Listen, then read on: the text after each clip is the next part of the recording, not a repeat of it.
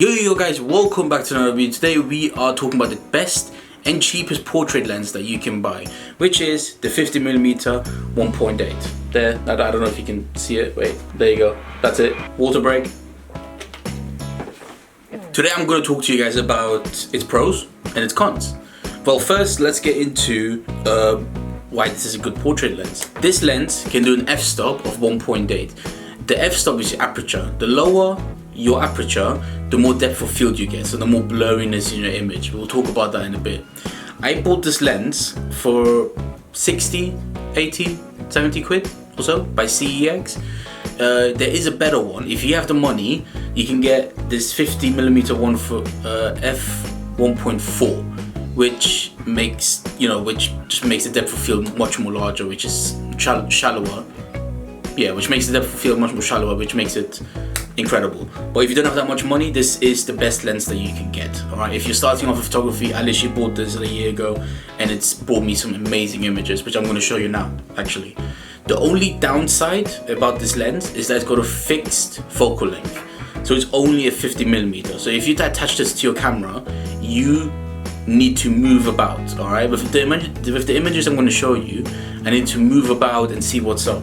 Alright, for example, these lenses, they can zoom in just like that, alright? But with these ones, you can't. Right, that's the only downside. However, doesn't really matter that much. You can just move about, you have your subject, you just move that way, that way, that way. It's all calm either way. Let's look at some images and some examples of what I'm talking about. The first image I want to talk about is this one of my friend Leo. We took this in central London in March, just before Corona started, just before quarantine. And I love this image. His hand leading to his face, leading lines, that's incredible. The wall on the side. But if you look towards the background, you can see it's blurry, alright? If that was not blurry, if that was in focus, that would make the image so bad, because that would grab the attention of the viewer. So you'd look at the image, it would lead the viewer's eyes from his arm to his face, then to the wall, because the wall is too detailed. Does that make sense? If the wall is too detailed, it will just lead the viewer there and what they're looking at, a wall. Great. Moving on, this is an image of Kara's, one of my other friends. She has pink hair. Well, to be fair, she has a different color of hair.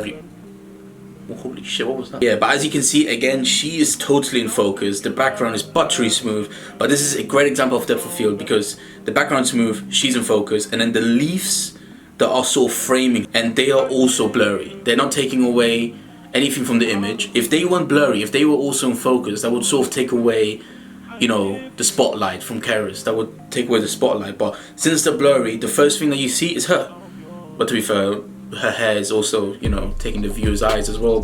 And this one of my car is not the best example, but I'm going to show it to you guys anyways because there's not a great amount of depth of field. So the background is blurry, but it's not that blurry. And then the leaves in the foreground are not blurry enough, but it's still an alright image. You can still see the car is still taking the limelight away because of its color, obviously, but I think it's still a great image. It's still a great image, but it could have been better. And that's it, guys. That's all of my examples. I mean, buy the lens, rent the lens, try it out. The lens is amazing. If you want to do portrait photography, fashion photography, okay, not really for architecture, but for portraiture and for fashion, you need this lens. If you're starting off photography, you know what, even if you're not starting out, even if you're the best photographer there is, you need these kind of lenses, alright? Buy the one for f1.4 and try it out, alright? You need these lenses. It's only 80 quid. As a photographer, this is nothing. Lenses cost 5k, 1k, 300 pounds. This is 80 quid. This is nothing. This is plastic. And these ones have the new rims as well. It's metal here and it's just so much more safer for your camera, bruv. Get this lens, alright? To be fair, there is another one. There is a 85mm one, 1.8, that you could also get. But the 50mm is just perfect. 80 pounds, 1.8, straight fire images. Not gonna lie, it's taken me 13 minutes to record this video, I'm gonna condense it down to like 2 minutes because I kept f***ing up. Alright, but I'm back. I'm gonna do more tutorials. So like and subscribe, and I will all see you see, I f***ed up. I can't be arsed. I will all see you next time. Safe. Peace. Safe. Don't care. I'm done. Yo, bro, you got games on your phone? I'm yours. Yeah. I will ride for you.